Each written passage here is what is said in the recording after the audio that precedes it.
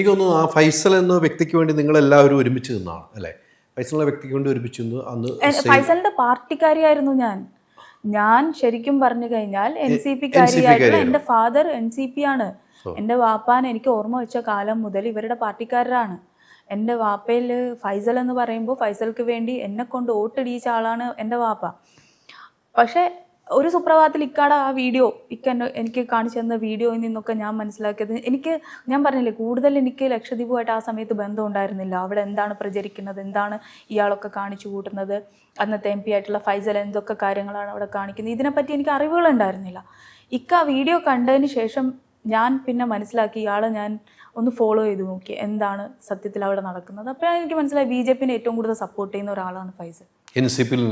NCPയിൽ നിന്നുകൊണ്ട് മാത്രമല്ല, പുള്ളി പബ്ലിക് സ്റ്റേജിൽ കയറി എന്ന് പറഞ്ഞു എൻ്റെ കൈ കൊണ്ട് വോട്ടിട്ട് രാഹുൽ ഗാന്ധി പ്രൈം മിനിസ്റ്റർ ആവണ്ടെന്ന്.